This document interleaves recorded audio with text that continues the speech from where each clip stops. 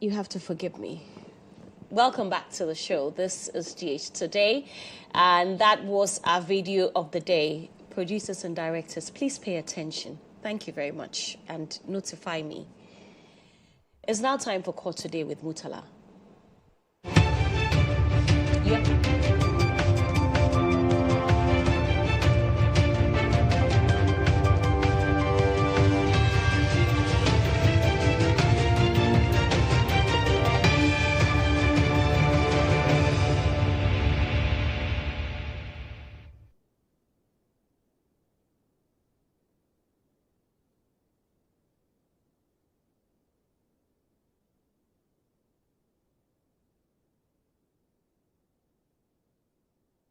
Right, so Murtala is here with Court Today. Murtala, thank you very much. What have you got for us? Good morning, Serwaa, and thank you for having me this morning. Quite a busy one. I'm taking you to the Supreme Court, Nana Apia Mensah, Men's Good. From the High Court to Court of Appeal, now we are at the Supreme Court. And the reason we are at the Supreme Court is that he wants the High Court to stay proceedings. Remember that prosecution called 9 witnesses. The court has asked him to open his defense because a prima facie evidence has been established by way of the prosecution calling their witnesses. He said, look, I'm going to challenge that at the Court of Appeal. Stay proceedings. The High Court dismissed that. He went to the 3 wise men, the Court of Appeal for stay of proceedings. It was dismissed. He said, look, the reason we have the hierarchy of the court is because if you disagree, you are aggrieved by a decision of one of the court, you have to go till you have a solution. And he thinks that this time around, he should be at the Supreme Court. Yesterday, Nana Apia Mensah was at the Supreme Court. Unfortunately, the case had to be adjourned. But I caught up with him a moment after the case was adjourned. Let's hear from Nana Apia Mensah. He said, I'm subject to the pleasures of the state. So and this is the apex court. So whatever pleases the court, I'm subservient to the state. So whatever pleases the court, that is what I'm down for. And this is all part of the process, and I'm trusting the process. So we are good. Thanks to the state and thanks to Kwame Ekufu, my lawyer, and then to the entire country. As I've said, I'm subject to the pleasures of the court. So whatever the state, the court wants. Nana Apia Mensah, there, he said, he's subject to the state, and whatever the state will say, he is ready to subject himself. So on November 12th, he will be back at the Supreme Court for a decision as to whether the Supreme Court will stay the proceedings at the High Court, or the court will ask him to go and continue with the trial. So that is one of the things that happened yesterday in relation to Nana Apia Mensah. So SkyTrain, Professor Christopher Amihere, Mr. Solomon Asamoah. Professor Christopher Amihere used to be the former board chair of Ghana Infrastructure Investment Fund. Solomon Asamoah, former CEO of GIF, both are standing trial, are in court for their role in the alleged misappropriation of $2 million, all in relation to the SkyTrain project. Yesterday, officially, the trial was supposed to start before the court presided over by Justice Audrey Kokuvite. But yesterday, I did also indicate about the fact that the court had earlier warned Professor Christopher Amihere to ensure that he has his lawyers present in court, because for some time now, the trial could not start because of the absence of his lawyer. Yesterday, when the case was called, truly, he came in with a legal representative in the person of one Godfred Jima Ochri, who was holding brief for the former Ghana Bar Association president, Yaoboa for Champon. But unfortunately, yesterday, the court was informed that there is a judicial council where the lead counsel was supposed to be on. For that matter, they were seeking for an adjournment, which was granted. The prosecution was led by Mrs. Sefa Kobache, a chief state attorney. So yesterday, the trial had to be deferred to November 10. So in relation to Professor Christopher Amihere, now we have the court is ready because he's been able to acquire the services of a lawyer, and yesterday there was a legal representation. But because of Judicial Council meeting where his lead lawyer ought to be, he sought for an adjournment, and that has been granted. So that is what happened in relation to the SkyTrain matter. Then the big one. I say the big one because last week, Thursday, there was some drama at the High Court involving the National Signals Bureau, Kwabena Edu-Boahen, the wife, Angela Eje-Boatin, of course, a company, Advantage Solutions. Remember that they have asked the High Court to stay proceedings because there was an application at the Supreme Court seeking to prohibit the trial judge, Justice John Yedu Nyante, and all that they are alleging was that they think that the judge, there's some possibility of bias on the part of the judge, and so they want him prohibited in that there were certain rulings that he's made, the language, the kind of words that he used to describe the accused person, even to describe the kind of document that they want. They think that the judge has prejudged the matter. Yesterday, and because of that, they walked out of proceedings the last time on Thursday and all of that. But yesterday, they were at the Supreme Court, and when they appeared before the Supreme Court, they have to then make arguments, all of them, lawyers of the accused person, led by Samuel Atachia, advanced his argument, but he was given 20 minutes to advance his argument. After that, prosecution, led by the Attorney General's Department, led by the Dr. Jesus Remsai, also opposed to that. At the end, the 5-member panel of the Supreme Court, presided over by Justice Lovelace Johnson, they considered view that, one, the application before the court lacks merit. Secondly, it did not meet the threshold for the court to exercise discretion in favor of the accused person. And subsequently or consequently, that particular request to have the trial judge removed from the case has been dismissed unanimously. They say that their decision or their full reasons will be ready by 5th November. But I've been speaking to Samuel Atachia. Now you have to go back. What do you have to say? I'm disappointed but not discouraged. We'll see how the case will travel. How does it feel going back to the same court that you... It doesn't move me at all. The only persuasion a judge will have is the law. I'm not going to have a banter with him. I'm not going to fight him over anything. I'm just going to project the law. It doesn't move me at all. Are you looking at appealing against the decision? Yeah, this is a 5-0, so that is a tall order. You may review. Yeah. And that's a tall order. So we'll soldier on.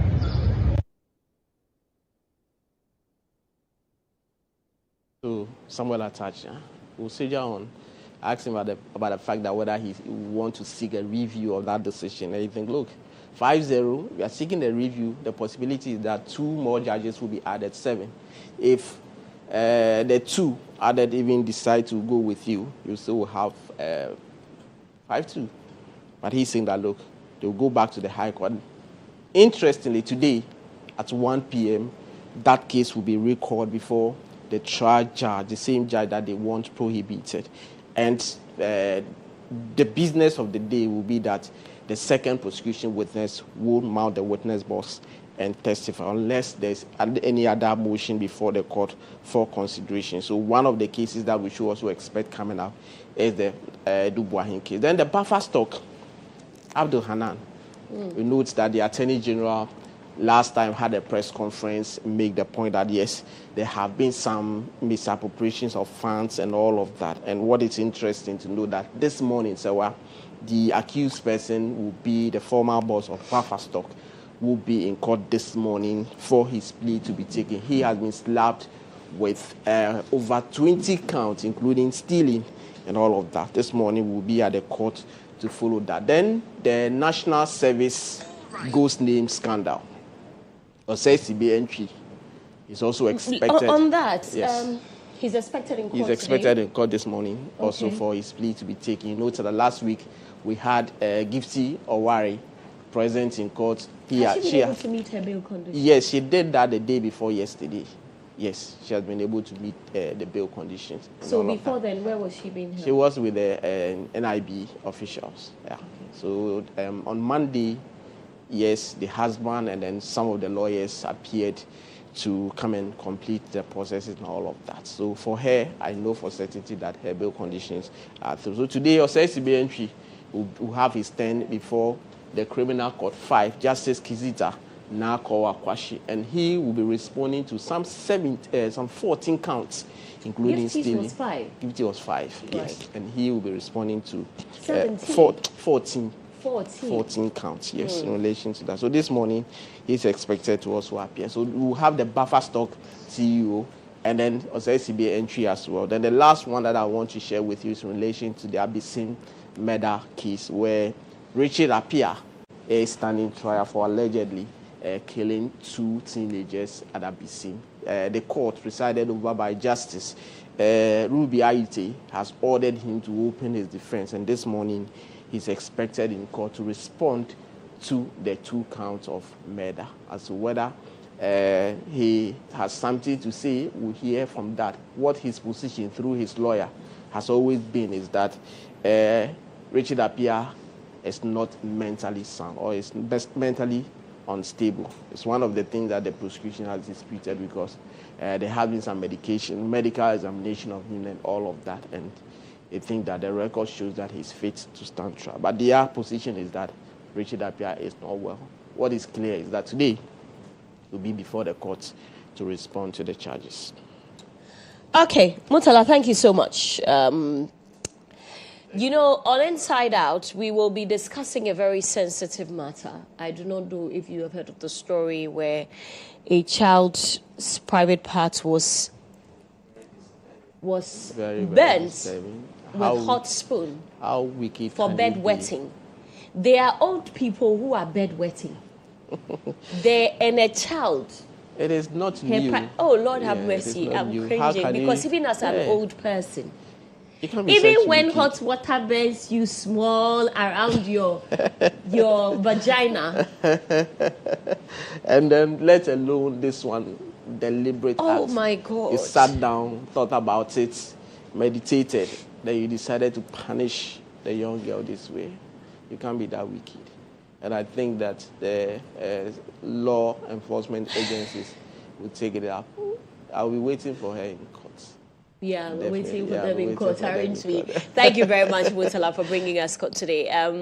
Unfortunately, I'm not going to be in court today, but I will see you. Yeah, I normally will see you on Mondays, Yeah, Tuesdays and Wednesdays. As for Thursdays and Fridays, I know I'm here. we'll do the court here. Yes, we'll have sittings here. Sure. Murtala, thank you so Thank you, much. See Serwaa. you tomorrow, Esquire. God willing, and enjoy your day in court. Okay, okay. I'm sure that we'll speak with you again on your show Absolutely. when Osei has probably come to court. Okay, coming up next is Sports Chat with Jones Aji.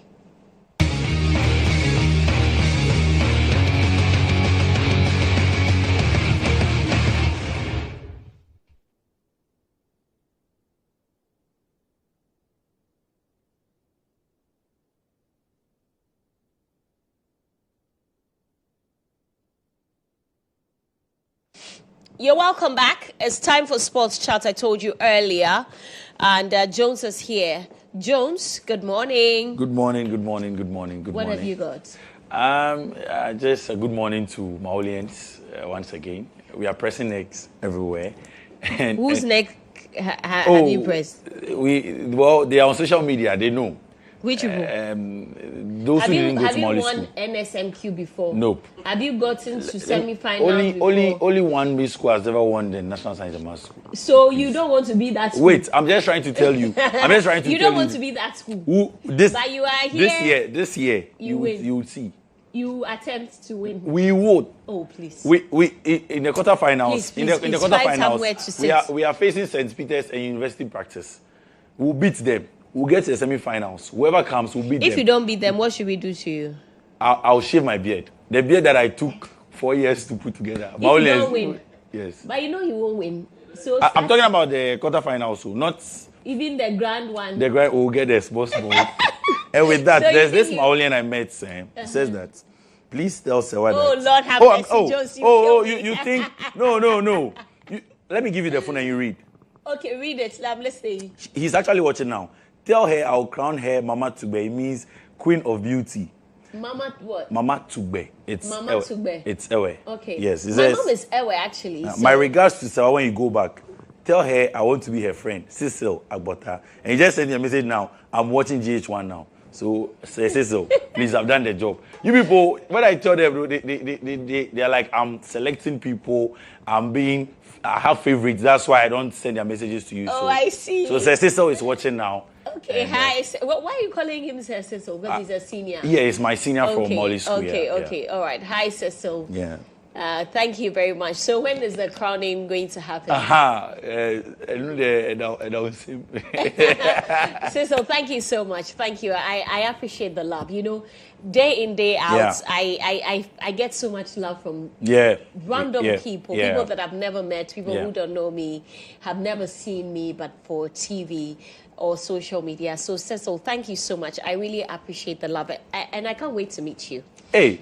Yeah, you have to pay me. You have to pay me. Right, so we'll start off from the Black Queens. And we know that they've been paid their bonuses now. Allowances cleared. So the Black Queens, in fact, some of them have started moving to their clubs. And on the back of that great victory, 4-0 victory, they've received their monies.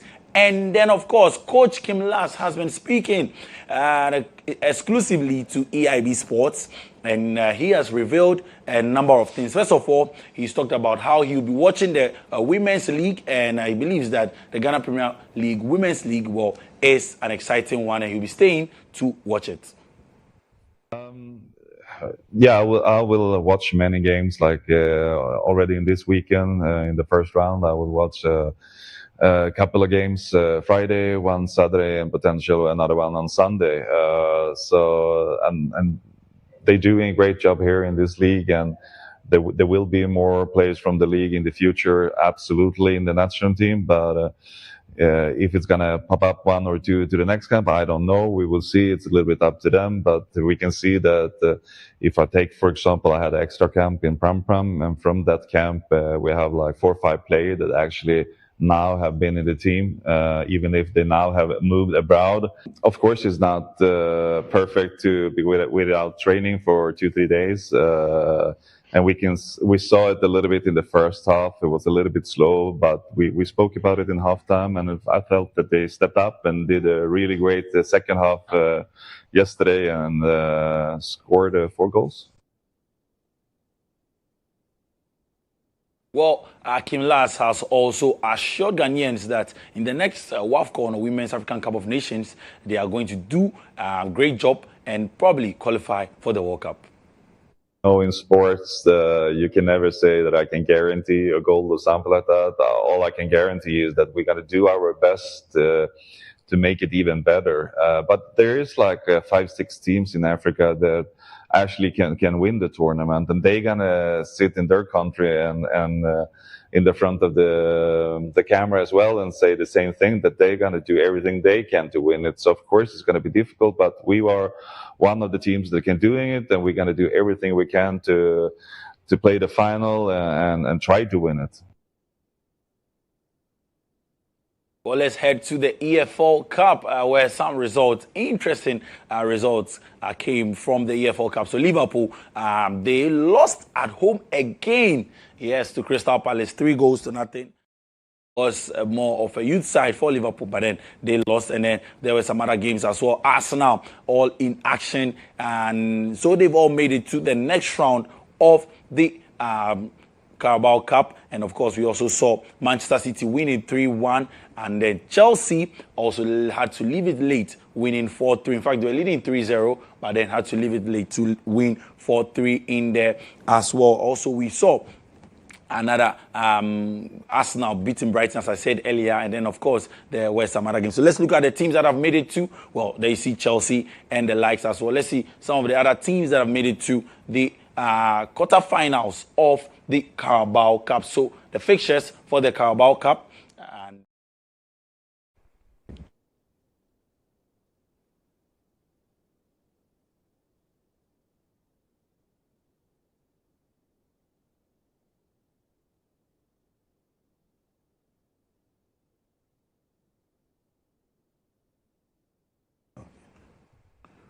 So the draw has been made for the Carabao Cup. And we would also see the likes of Manchester City. Of course, Cardiff City would take on Chelsea, and then the likes in the quarterfinals of the Carabao Cup. Liverpool, what's happening to them? Well, we'll see how it goes for them. That should do it for the Sports Chat this morning. Do join us for the game at 1 p.m. with Monica and Joe. We have that exclusive interview with coach of the Black Queens, Coach Kim Lass, for you.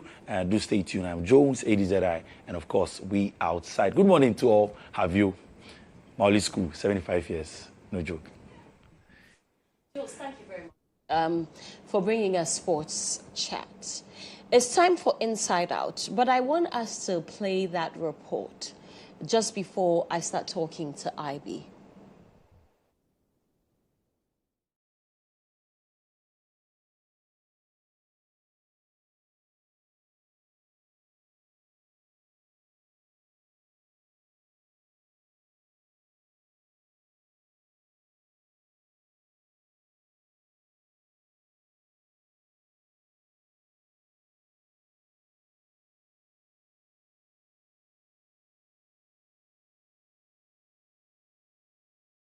No child should ever endure.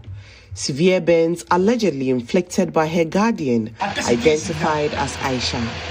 As punishment for bedwetting, Aisha reportedly heated a spoon over a coal pot, pinned Amina down, muffled her screams, and pressed the hot metal onto her private parts, upper thighs and buns. She bent me because I always wet the bed.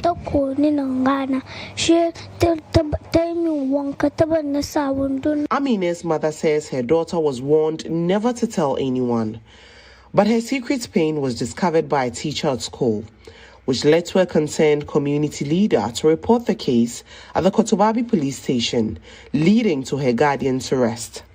However, the case was later dismissed after Amine's father and grandmother allegedly pressured the community leader to withdraw the case, insisting that the matter would be settled within the family. When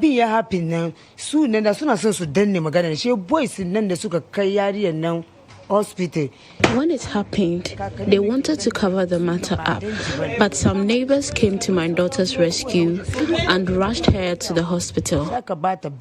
But the 7-year-old's ordeal stretches back years.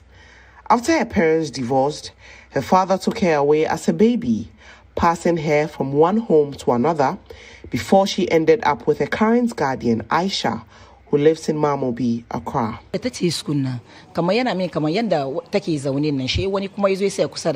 She threatened her that she shouldn't tell anyone, but the severity of the injuries alerted the school authorities. Her mother,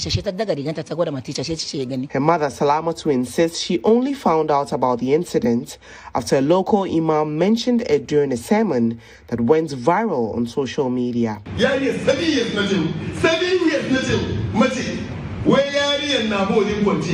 Women and children's rights advocates are now questioning how the police could allow the case to be dismissed and the child returned to those accused of harming her. It was first sent to Nima police station, and then they redirected them to Dovsu, I believe, in Kotobabi, and they forced him to take the case out.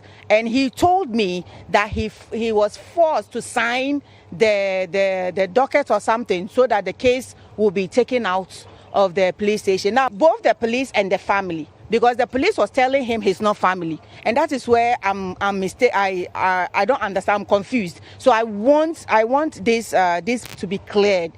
Dovsu is there to protect the rights of the child, and a crime was committed, and it was reported. And now you are saying because the father didn't come to report it, you took the case out. So who is to protect the child? For now, 7-year-old Amina is recovering from her wounds, while her mother Salamatu continues to fight for custody, justice, and a safer future for her daughter. Reporting for GHOne News, I am Nadima Umar Uthman, Accra.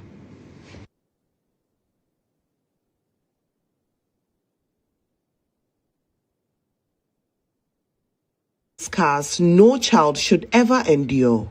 Severe burns allegedly inflicted by her guardian, identified as Aisha. As punishment for bedwetting, Aisha reportedly heated a spoon over a coal pot, pinned Amina down, muffled her screams, and pressed the hot metal onto her private parts, upper thighs and buns. She bangs me because I always wet the bed.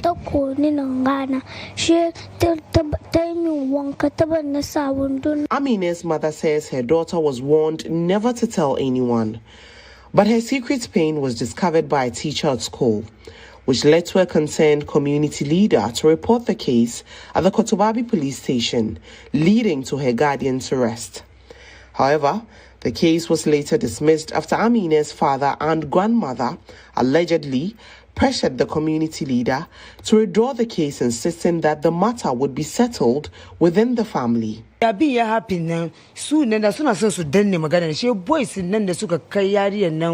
Hospital.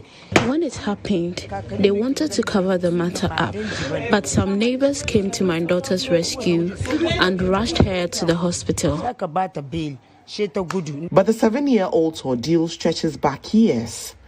After her parents divorced, her father took her away as a baby, passing her from one home to another before she ended up with her current guardian, Aisha, who lives in Mamobi, Accra.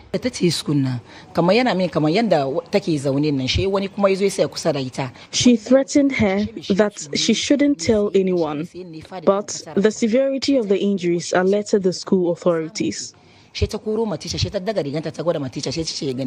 Salamatu, insists she only found out about the incident after a local imam mentioned it during a sermon that went viral on social media.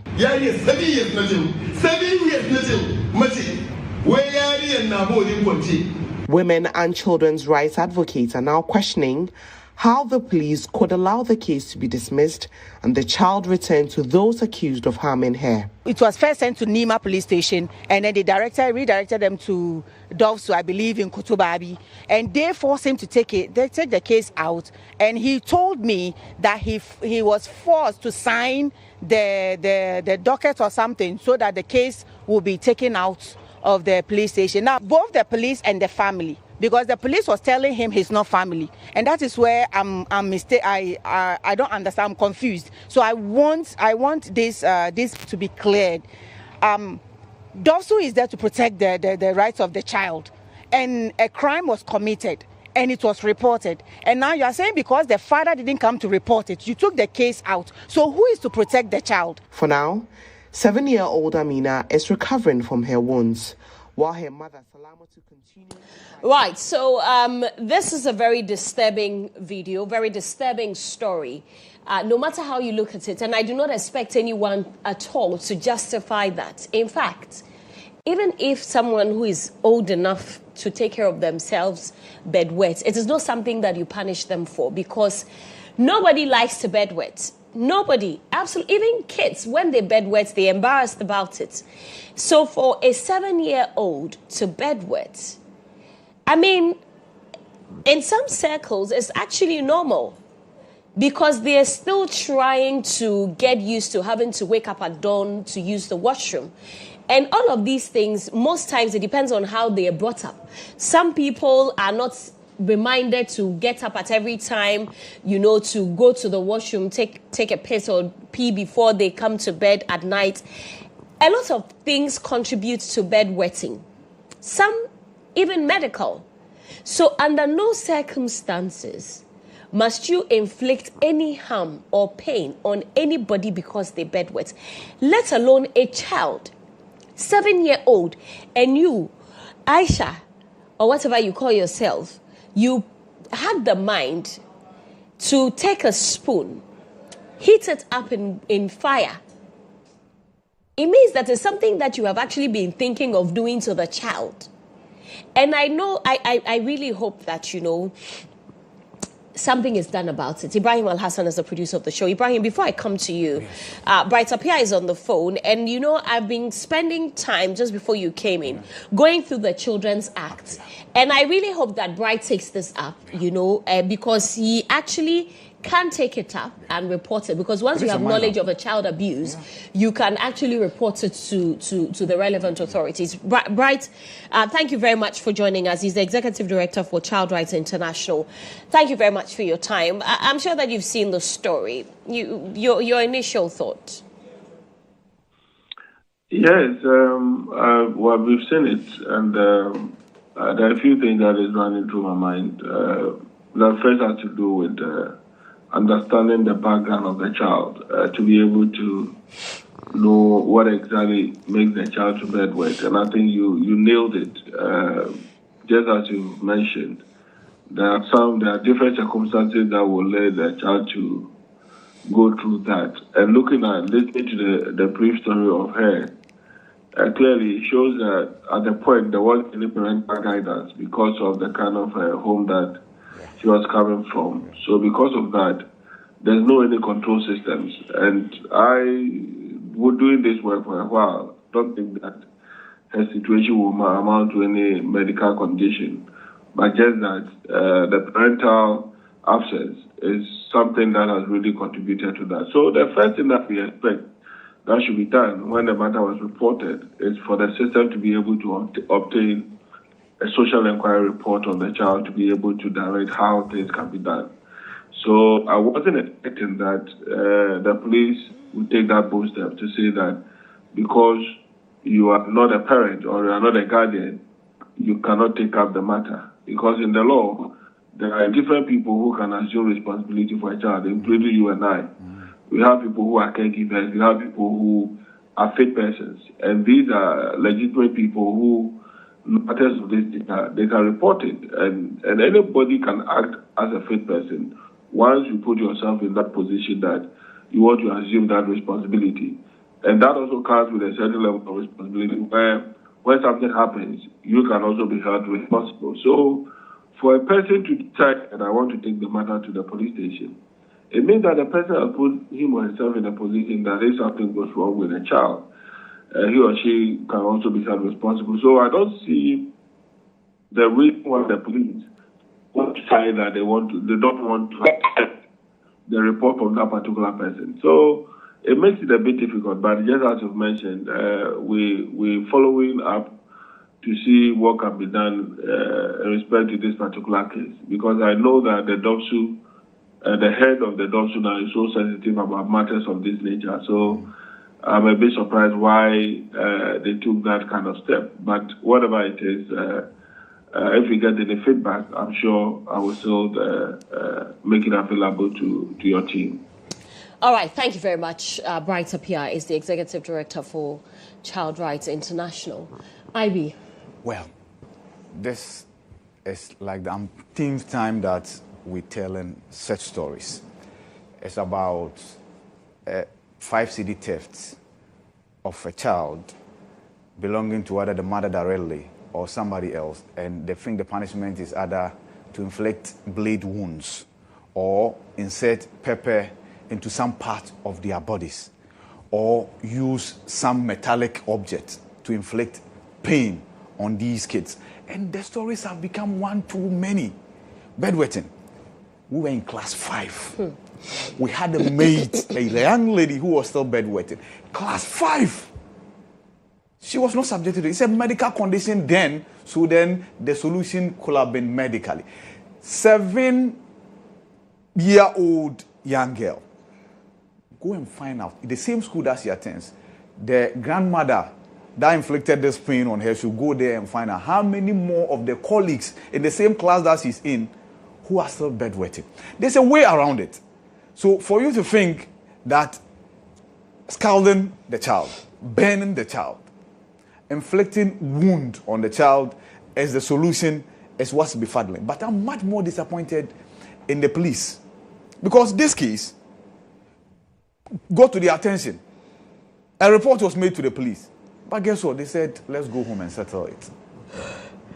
Regardless of the fact that, as you mentioned, there's a minor. So it doesn't lie in the mouth of the parent, be the mother or the father, to say that, let's go and settle this out of court, or let's go and settle this at home. No. The state will automatically assume responsibility over this child and ensure that punishment is meted out. In a situation where we have a proper working social welfare system, this child will not be with this family anymore. Exactly. Exactly, because, you know, for me, right, I have a policy, you know, a principle, I should say. Because in the video, in the story that Nadima did, I saw that she spoke with the mother of the child. Yes. So, the mother is alive. The mother is alive, but divorced. And so? The father said, no, the child should live with my mother. And that is not the mother of the man, is he? Is she? Per what we told, that's the grandmother. So from the father's Aisha side. Is Aisha is the grandmother. Yes. Who inflicted those wounds. Yes. You know that it's still not an excuse for me, unfortunately. Oh, no, of course. You know, my parents are not together. Yeah. My parents are separated. A lot of times, these things happen because of these things. But you know, one thing that I know that my mother would never do, especially for a growing girl, not even someone who is old enough, a growing girl, no woman should allow that unless the mother itself is irresponsible by one reason or the other, or she is incapacitated, or she's unable to take care of the child at that particular moment. But for a girl who is growing up, she needs her mother. There's a reason why when you are even fighting for custody, the court will first look at the importance of the child being with the mother. Unless the mother is not capable of taking care of the child, then the court will look at granting custody to the man or any other person. But at first instance, the first person that the court will consider is the mother. So tell me why you are alive, healthy and kicking, and you allow someone else to raise your child. You can let that happen when you are old enough, when the child is old enough. You're right. But a child who is 7 years needs so much nurturing. That a mother should be the one who is making sure that happens. You have no excuse to leave your daughter at that age. And the story says that this isn't the first time probably something like this is happening to the child, because the child has not had a stable life. Today she's here, tomorrow she's there. So you don't even know at any point what someone has done to the child. You're right. And so you could tell that I was smiling when you were making this submission. It's because when I was on campus, I did social work as well. Right. Now, I'm aware of these maintenance dictates, custody dictates, and what have you.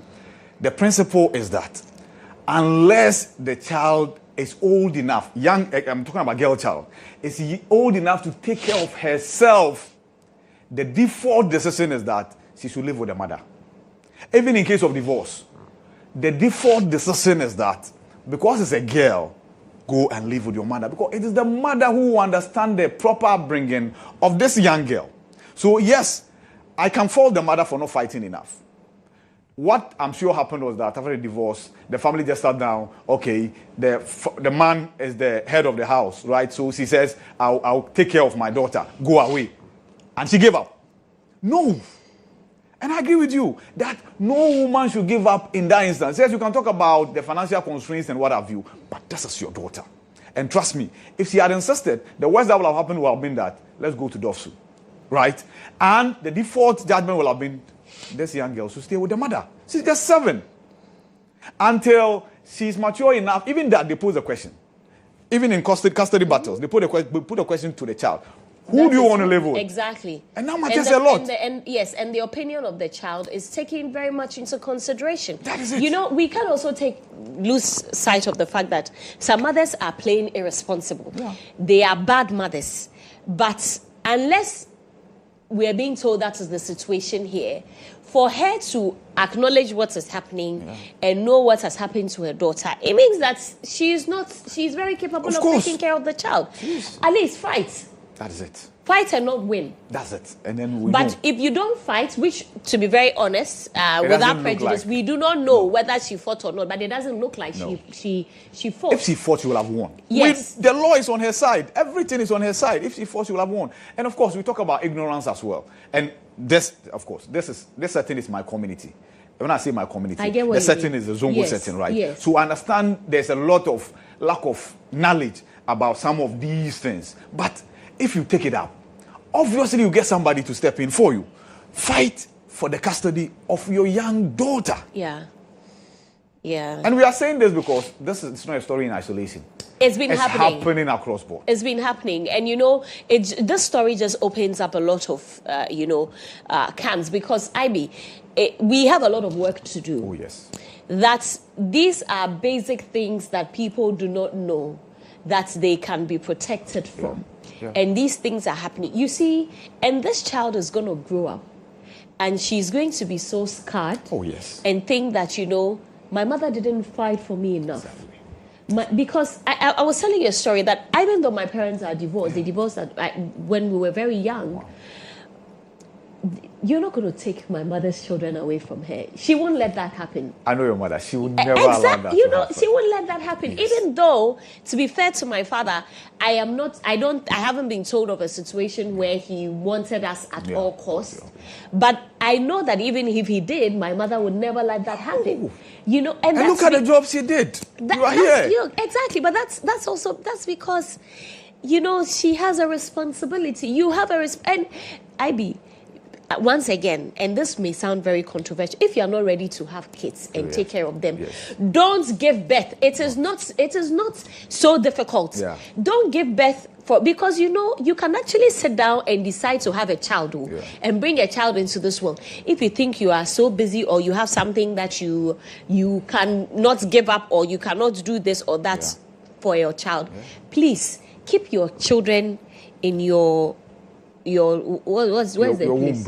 And the men. Yes. Don't bring them out. Yes. Don't bring them out because you cannot be doing. I was telling Jones earlier that as an adult, I'm 35. Even when I'm bathing with hot water, and hot water mistakenly touches my vagina, so hot. The way I will scream and cry. True. How much more a little 7-year-old you have put spoon on fire, made sure that it's hot. Even spoon when it's on the sun and it touches your mouth or your skin, imagine how it feels. You put this thing on fire, heat it up, and touch the private parts of a 7-year-old. You are wicked and you're evil. Yes. You're evil. A lot of grandmothers do amazing jobs, to be very honest. Yes. But you, this woman, you are very evil and wicked. For you to inflict such pain on your granddaughter. Can you imagine? You can imagine what she'll do to an outsider. If her own child... Oh, no, of course. She can do this. This is blood. If they bring an outsider to her that take care of my child for me, you can imagine what they will do. Yeah. So I am really looking for something that I'll be following very keenly. Yeah. And I'll be calling Bright to find out. Like you said, if we had proper systems in place, we wouldn't be now wondering where the child is. They will take the child away from you even before you come and grant this interview. Exactly. Exactly. Anyway, that's not the only barbaric thing that has happened or we are talking about today. A man, he's alleged to be a military officer, but he was seen in civilian clothes. He assaulted a drugstore attendant. He assaulted a female customer at a pharmacy in Birmingham. So in this CCTV camera footage that we are showing you, which is available exclusively to us, the man is seen slapping both the woman and the attendant. According to sources, the military officer demanded a refund of about 65 Ghana cedis. After rejecting medication he has sent a boy to purchase on his behalf. The attendant informed him that drugs sold are not returnable. This, we are told, infuriated the man and led him to assault both the attendant and the woman. Imagine going to jail because of 65 Ghana cedis. Just imagine. Imagine going to jail because of 65 Ghana cedis and you could not control your anger. Why are you sending a child to buy drugs for you in the first place? If it matters to you so much, why didn't you go to buy it yourself? Yes. Why? This is shameful, and I hope that this man rots it. Look at that. Look at how he slapped the girl. Yes. Even the attendant punched him in the stomach. Yes. You are beating someone as if they have stolen or killed. Why? What is their crime? And to say that this happened at Birmingham, and allegedly, this man is supposed to be a military man. See, we demand a response from the military hierarchy this morning. And we can only hope and pray that this man is not a military man, because military men are supposed to be emotionally intelligent. So what we are witnessing is something very, very remote from being intelligent emotionally, right? And look, the audacity, the effrontery to assault a customer who had nothing to do with your 65 Ghana cedis. Nothing to do with your 65 Ghana cedis. And to even bring yourself to the point of being able to assault a lady. And he didn't do it once, came back, and then inflicted more pain on her. We hope and pray that he's not a military man. But if he is, of course, and given the setting as to where this happened, Bema camp, chances are he is. And please don't come and feed us with the story of he's not normal, he's not normal. He's not normal. Why didn't he assault his family members? Why was he normal enough? I've heard that as well. If you're not normal, go and let them check you in at the psychiatric hospital. Yeah. Do not come and disturb us on the streets, because the people who are mentally unwell, they are at a psychiatric hospital. Yes, and Ankafu and stuff. We are tired of people using "I am mentally unwell" or "they are mentally unwell" to, for the want of a better word, fool. This is mere fooling and tomfoolery. Whether he's a military man, he's a civilian, whoever he is, even if I were the attendant, as soon as I will lock the shop. Yes, but the thing is that he will give you an opportunity to beat you more, because he cannot exit. No, lock him out. Okay, yes, of course. You exit and then lock him in. Yes, or go out, lock him in, and wait for the police to come and pick him up. Or because how is somebody who is standing there minding her own business get so beaten up? Can you imagine? And this can happen to anybody. It could have been anybody. If I went to the pharmacy and someone came to assault me, oh Lord have mercy. Lord have mercy. Sometimes I guess it's not a good prayer, but because I wish that would have been a wrong meat for him. Happen to some of us, because what in God's name is the meaning of this? Yes. And the lady brought a phone to record what's happening, and that's what even got her much more assault from this. Well, she wouldn't have known that there was a CCTV camera there. If she did, she wouldn't have pulled out. But look at that. Look at that. How could you?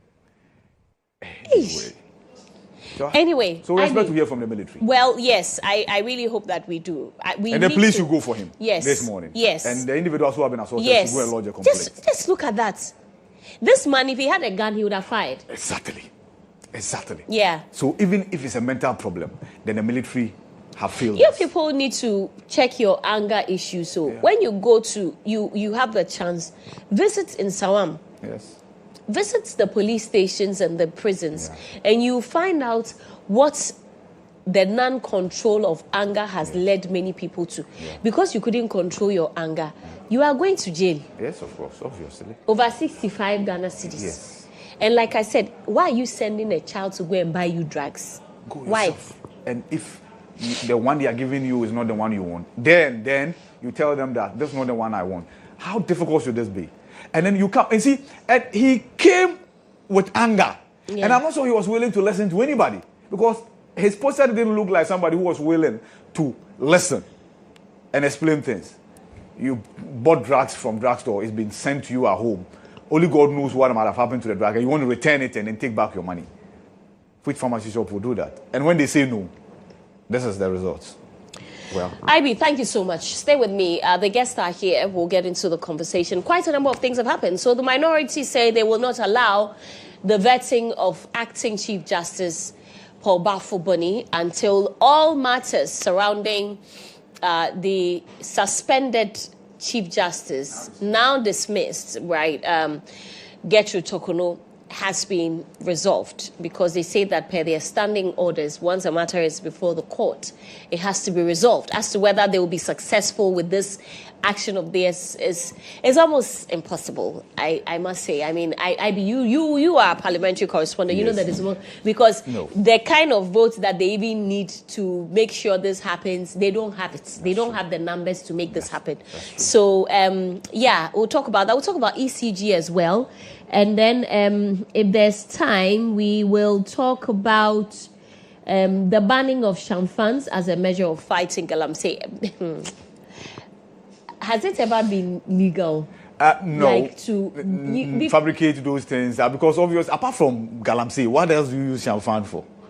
To be honest with you, and we've been fighting galamsey for how long? Yes. And you know, I was saying this the last time, even to the guests, that politicians have amazing solutions when they're in opposition. True. When the NDC was campaigning to fight galamsey, they sounded as though they had the immediate solution to fight it. Yeah.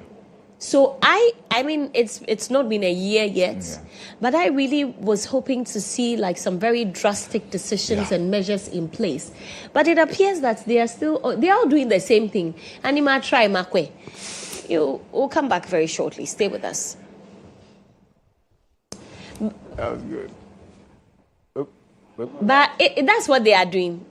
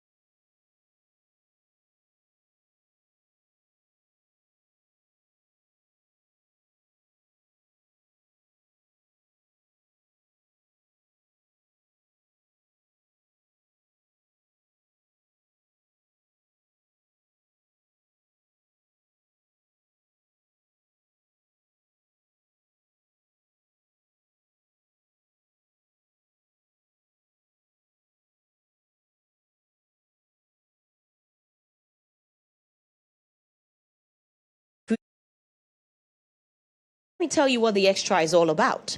With MTN Free After One Extra, you can talk for 1 whole hour uninterrupted while paying for only the first minutes of every 10 minutes you talk. Which means that for every 10 minutes you talk within the hour, you only pay for the first minute and you get to talk for 60 minutes straight with no interruptions. If you like what you hear, well, that's not enough. You also get 50 megabytes of data for free after your first call daily.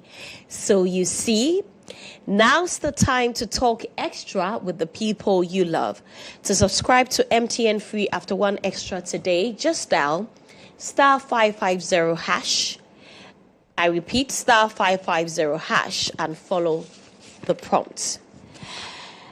Accra must get ready, and in fact, we are ready to feast our senses on Ghana's biggest culinary explosion.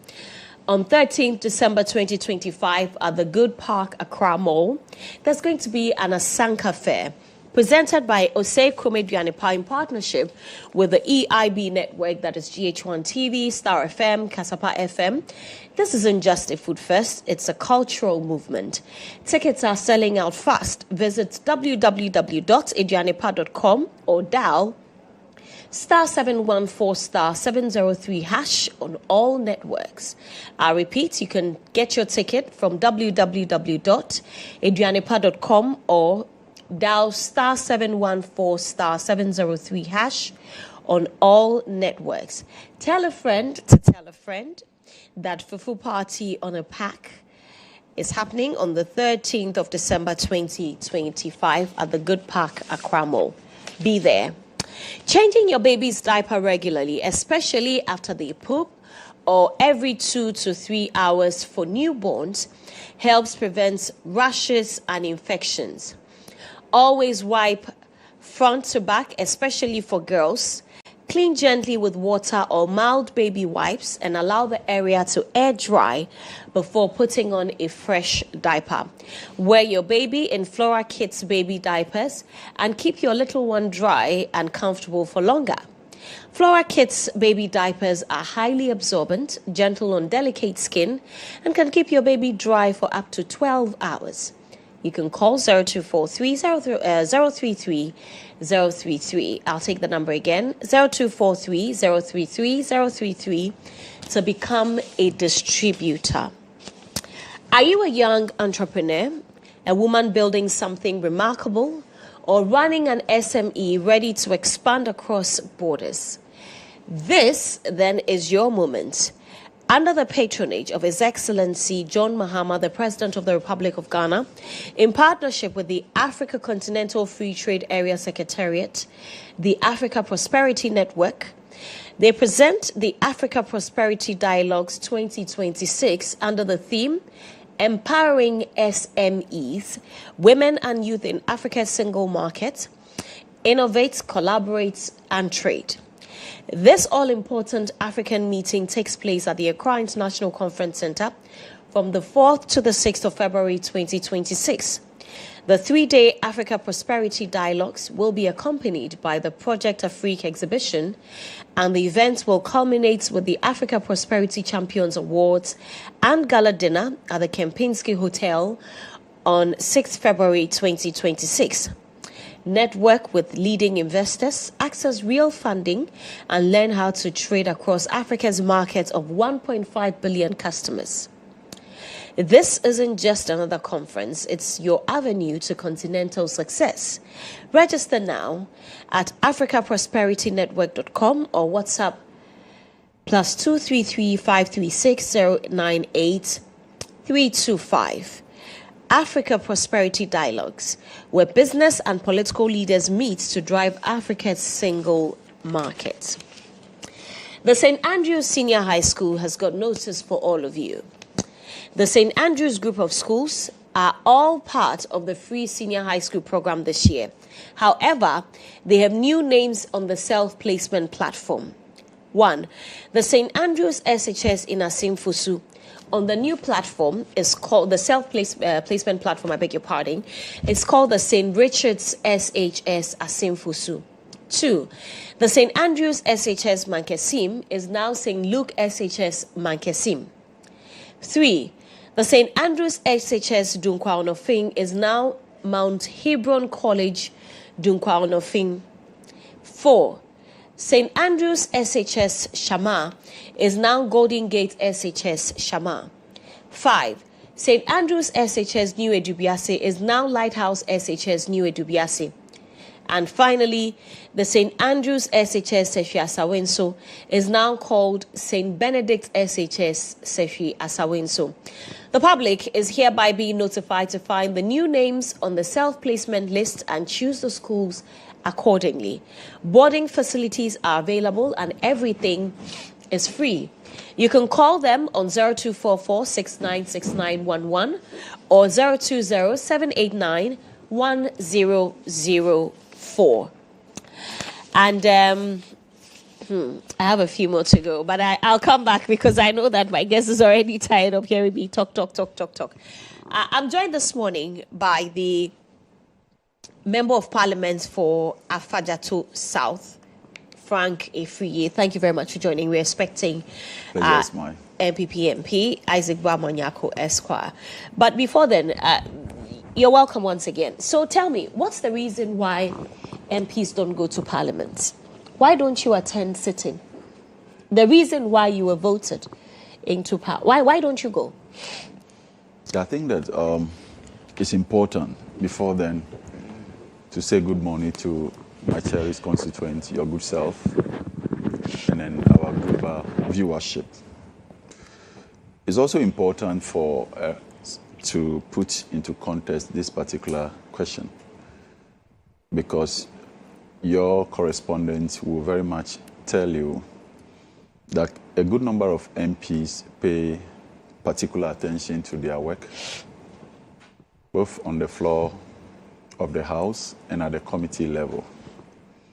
We take our responsibility not lightly at all, but I must also concede that a section of MPs, by virtue of what they commit to, send rather a wrong signal that their commitment to the key work, which is lawmaking at the plenary, has sent a lot of question marks out there. And it is for this reason that Honorable Speaker has expressed grave concern about the numbers, particularly at the start of every sitting with the commencement of the third meeting under the 9th Parliament. So it's also important and imperative to state unequivocally that MPs do a lot beyond the real process of lawmaking in the chamber. Each of us belong to committees of the House, and committee work sometimes takes several hours, and then it is indeed the most detailed work that must be done behind the scene before it is brought to the plenary for the debate to ensue and for the bills to be considered through all the stages here and there. And so Mr. Speaker knows, but you see, optically, we have a responsibility to let what the Ghanaians see encourage them, because we make the laws, and every workplace in this country and globally, you are supposed to, once you are hired, you are supposed to go to work and pay religious attention to that. And so I think that we have not strategically meandered this particular part very well. It is the reason that Mr. Speaker has expressed concern, to the extent that at the start of every sitting, the viewer out there, the Ghanaians whose tax is used to maintain us, would like to see us in our numbers seated at the start of business. But you see, when you are at a committee meeting behind the scene, how does your constituent, or how do your constituent know that you are engaged in another yet important aspect of the legislative responsibility?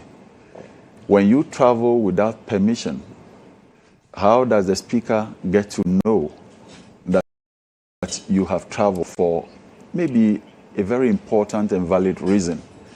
As a combination of all this is what has made Mr. Speaker to send a signal out there that, look, it is time for us to take the business of the House more seriously. But without holding a breath for those few respected members of Parliament who, for one reason or the other, may not be religious on the floor, I think that averagely a good number of us are doing our best. But as I mentioned earlier on... There are people who have said that for the NDC, for instance, I mean, you have to show up in Parliament to do government's work, right? But some of you are not showing up. In fact, majority of you are not showing up, maybe due to apprehension. You need that some of you didn't get appointments, and so you'd rather stay at home. Because no, I think far from that. Is there a leadership problem? No, it's not. It's not. I think that it's a combination of several factors. And then peculiar to the NDC side, you know, we have the tax to govern the country. A significant number of MPs have equally been made ministers. Some of these ministers travel just because of duty, attempt to serve the nation here and there. They travel outside the jurisdiction. And so when you travel, automatically you cannot be seated at your seat when sitting commences. You know, so our numbers are huge, admittedly. But then, because we are close with the task of running the nation, significant number of the MPs as well who are ministers may find themselves, you know, at other places when duty calls. But I think that is the reason in the supreme wisdom of the Speaker and leadership, our original sitting of 10 a.m. has been considered and shifted to 2 p.m. And so for a very long time now, we've been sitting by 2 p.m., presumably to allow enough time to those who are engaged in matters of governance elsewhere. And then the extra responsibilities that MPs have. You know, we do not just sit in the chamber to make laws. We represent our constituents. And representation of constituent also entails a lot. Your constituency is on admission at Kolebu and calls you for attention. You must follow. You must go and pay bill. Again, your people need water. You must follow up and see what Ghana Water is doing, you know, to give them water. Your people need roads. All the social amenities that we need, you must go and lobby.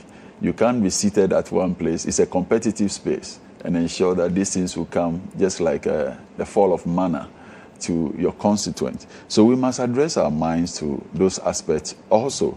But I think that the optics is what Mr. Speaker is concerned about, that we make the laws, leadership by example.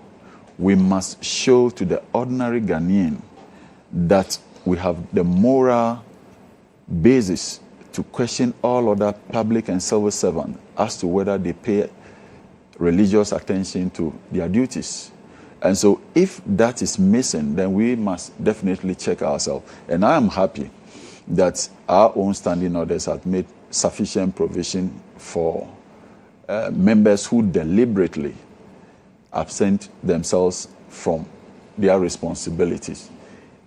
Deliberately in the sense that if you are constrained in a manner that you cannot attend to any sitting of the House, you are equally enjoined by our standing orders, as it were, to submit a written permission to Rao Speaker, detailing your reason for being absent.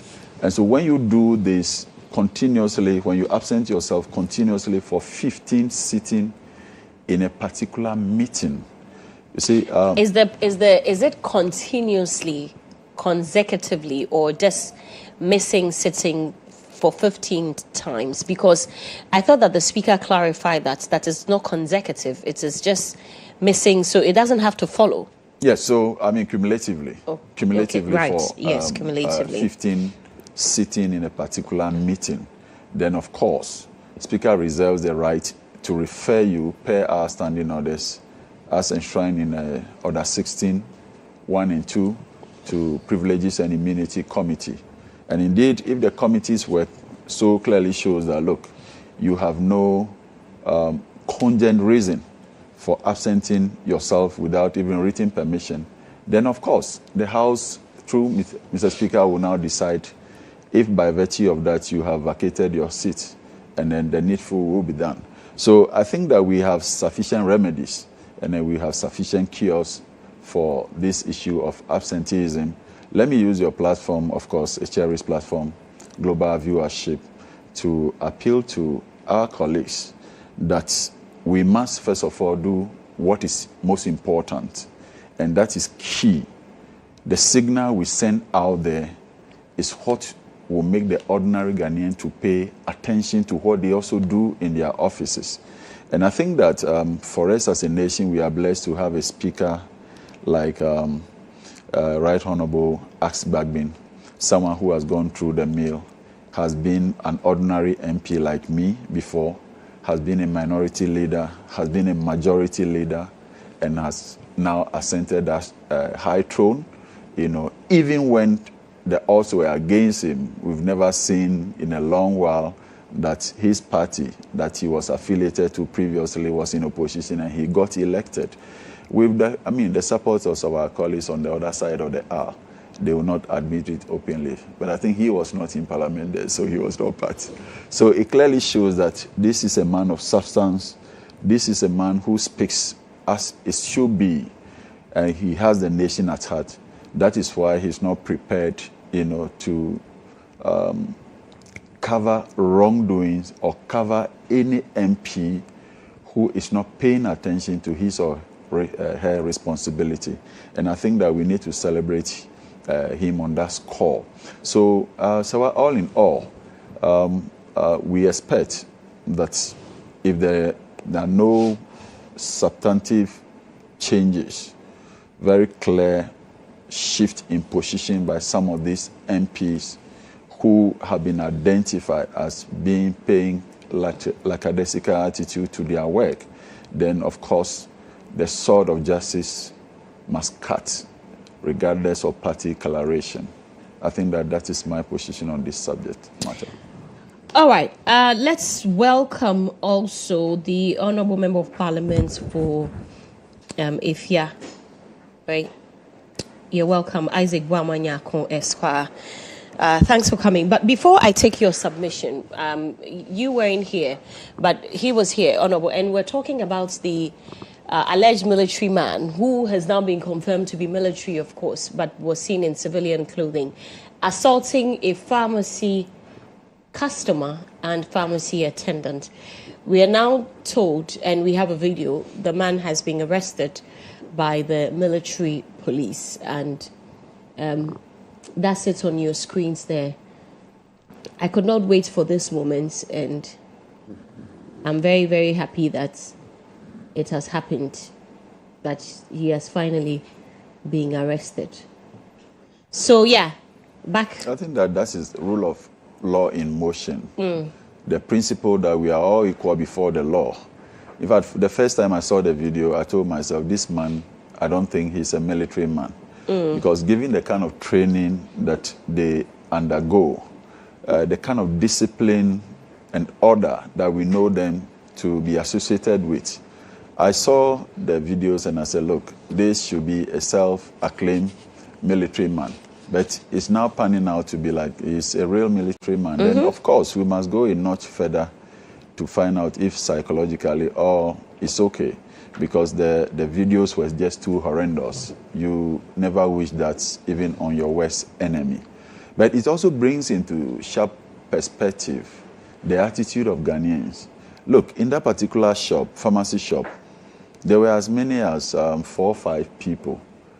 Indeed, the man came, assaulted a section of the attendants, went out, returned again. And so, ordinarily, I was of the view that even when he left first, why would they not even lock the door? Again, all these people could have mobilized in a manner that, demobilizes him. Okay? So, if it's the case that he was prepared to go extra mile to kill, they would have been witnessing. The attitude of Ghanaian that let's give it to God, let's give it to God, I think sometimes it worries us. And then we must grow up it. It's so despicable, and then we cannot miss words in condemning that. I'm so happy that the military high command And of course, in a regime that doesn't tolerate this kind of uncivilized behavior, I'm happy that action is being exerted out there. You're welcome once again. Thank you for having me, Serwaa.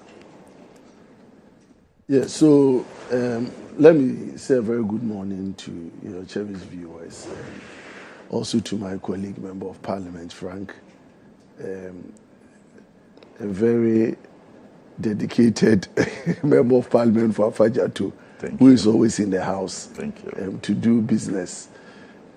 So a brief comment on the military officer who has been arrested. I think it's important as a country that we don't tolerate such level of indiscipline. And one thing that comes to mind, I've not had the benefit of watching the video, but from the narration, my question will be, what will run through the mind of a person that you go into a shop and assault someone, even if you have a beef with the person or you have a concern or disagreement with the person? Why would you take the law into your own hands and then exert that kind of assault on the person? And that tells you that people have complete disregard. People have complete disregard for the rule of law.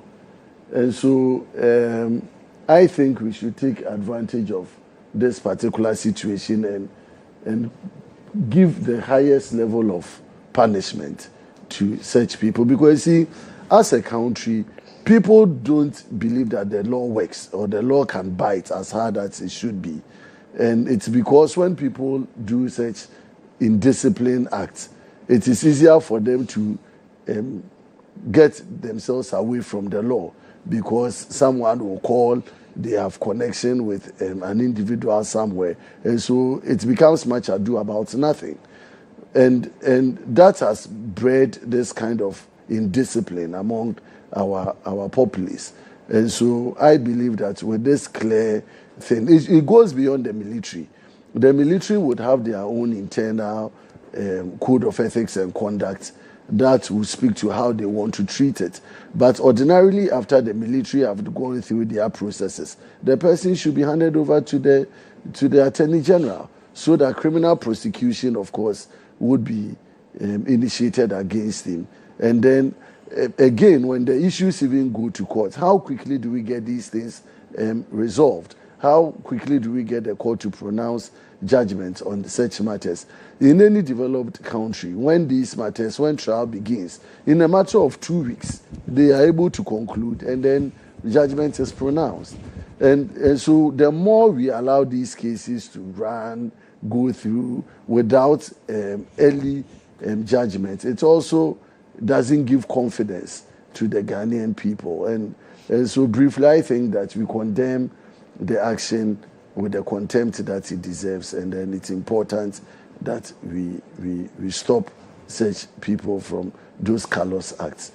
With the other one, in terms of our parliament and the call by the speaker for members of parliament to be present to do business, I'm particularly concerned with the posture of MPs on the majority side. You know, Frank was finding it difficult to navigate his path. The Constitution, Article 102 of the 1992 Constitution, is clear. It says that the quorum for Parliament to do business is 1/3. So if you don't have 1/3 of your members of Parliament present in the House, business cannot go on. And what is 1/3 of 276? It's about 92. So for Parliament to effectively commence business, you need a minimum of 92. What is the number of the majority? 187 plus. If you add even independent MPs, they're going into about 190. So on what basis would we come to the House and not get quorum when majority sits at over 190? Where are the MPs? Yesterday, when the speaker, actually I was about to raise quorum. The moment I intended to raise quorum, the speaker And Speaker, when he came to the House, had been very worried about attendance. So he took his time trying to gauge the mood of the leadership, to call members to come in. And the majority leader was making calls, getting the whips to call his members to come. At the time Speaker was speaking, the total members of Parliament in the House were less than 48, and the majority were less than 30. I did the count because I wanted to raise quorum. Okay, so how can you come and do government business and have less than 30 members of Parliament coming from the majority side to come to Parliament? And so we shouldn't just, and it is not that they are absent because we are doing business committee meetings. We have committee meetings, of course, that normally, if plenary is sitting, Speaker would give guidance for committee sittings to close and for members to come. Public Accounts Committee sat by 2 p.m. before the meeting. They had closed. And you have, of course, 1 or 2 committees that last Friday we were in some committee meetings. And so when you have challenge with the numbers, Speaker can call members to come in. But the fundamental problem is, how are we unable to raise members to come to the House? Why is it that the majority are not coming? I'm not here to do speculation whether people were given appointments or they are disappointed, but that isn't the reason why you came to Parliament. Your members voted for you to come to Parliament, to come and do a business. And how many ministers are the president appointed? The MPs that have been appointed by government are less than 50, because the total number of ministers and deputy ministers stand at 60.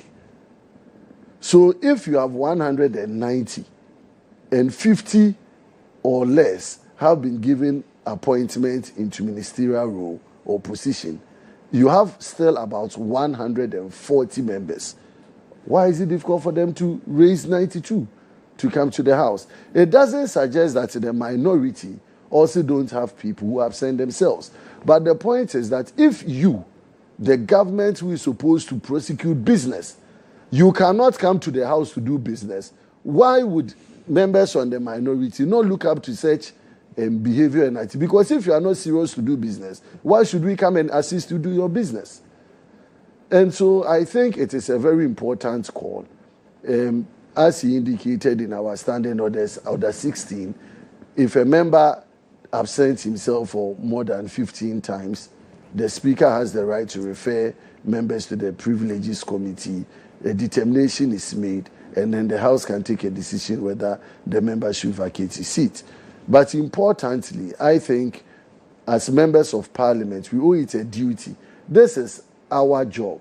Yesterday, we were doing scholarship authority bill. Ghana Scholarship Authority. It's an important bill. How many members were there to review it? And at the end of the day, when you pass the bill and then you have challenges with it, members come back and we complain. But the thing is that you need everybody to be in the House to prosecute such important bills. We need the input of everybody. And so I think a lot has to be done. We charge the leadership of both the majority and minority, but importantly the majority, because they have to be in the House to do government business. And if from today, after Speaker has spoken, we continue to see such absenteeism on the part of the majority especially, then I think something has to be done. And Ghanaians are watching. Ghanaians are watching the participation of MPs.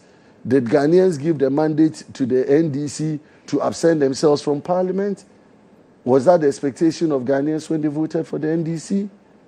And I think it is important, and these are the pictures that goes to us as a people, that when we are electing, we don't just elect based on political colors, but we should also look at the competencies and the interest of the MPs that we are bringing to the House.